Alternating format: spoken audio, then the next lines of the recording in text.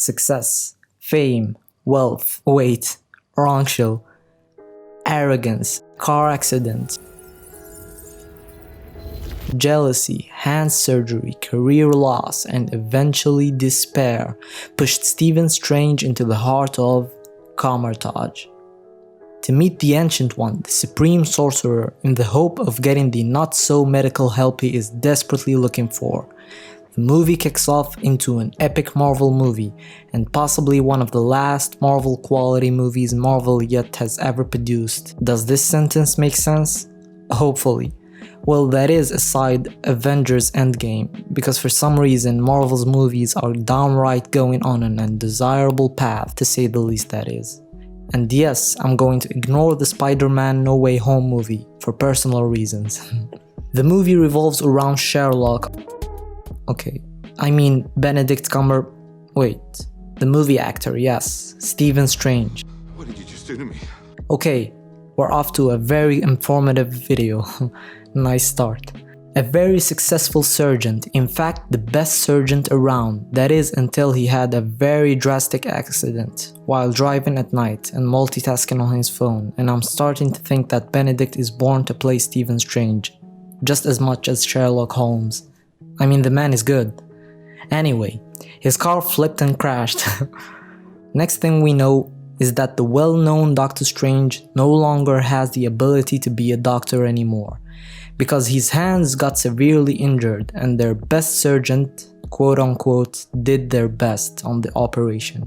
Strange desperately tried getting financial support from his superiors and colleagues to go through a very expensive surgery in Japan, but nothing seemed to support his cause. Filled with anger and sadness, Strange blows up his relationship with Christine, and Stephen Strange was left with nothing but rum and shaky hands. Later on, Stephen met a man that was diagnosed to be untreatable and supposed to be paralyzed permanently, and the man was playing basketball like a Chad. Stephen asked him how he did it, and the man guided him to Camartage.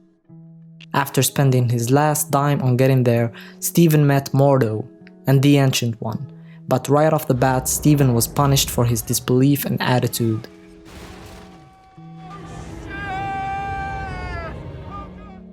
After insisting on their doorstep for 5 hours, they finally let him and accept him as a disciple.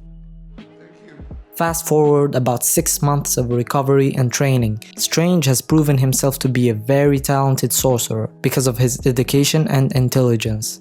The man literally invested the nighttime for reading from the library instead of actually sleeping. That is until his curiosity brought him in front of the Eye of Agamotto, later to be known as an Infinity Stone, the Time Stone. And to everyone's surprise, Strange was able to control its mystic powers. Later on, Strange was told that a huge mystical war was ahead, all because of Caecilius, a former master and old disciple of the Ancient One that has become a servant of Dormamo, the destroyer of worlds that dwells in the dark dimension. Caecilius stole some pages from the Sorcerer's Supreme private collection, from a book that has the rituals to open up a portal between the dark dimension and the living world, a portal to Dormamo.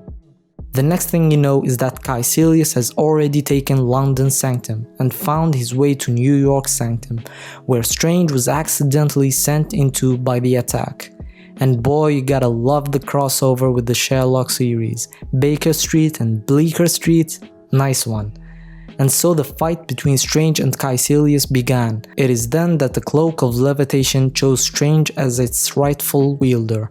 After the fierce fight, Strange was severely injured, leading him to flee to the one trusted doctor he knows, Christine, which somewhat reconnected the two in a non-ideal situation after a long separation. And after successfully defending New York Sanctum, Doctor Strange became Master Strange. Well, don't be fooled by the title, he still goes by Doctor Strange anyway. Doctor Strange. Caecilius was not happy about the outcome of the fight, so he came back, only this time to face the Ancient One, using his matter-folding powers outside of the mirror dimension with the help of his comrades. They eventually took down the Ancient One alongside the New York Sanctum, leaving the only protection to the world at the Hong Kong Sanctum, and that's when the final confrontation took place.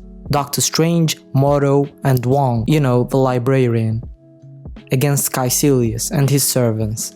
By this time, Strange pulled up the most brilliant and funny scenes I've ever come across in Marvel movies.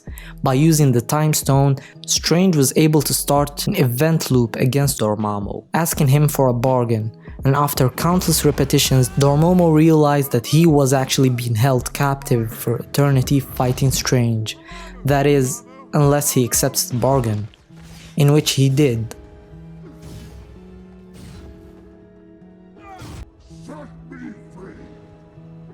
No, I've come to bargain. Leading the Dark Dimension portal to close, and Caecilius and his servants faced the consequence of their rituals, that is, sacrificing their own souls for Dormamo. Always read the warnings first, because they come after the spells.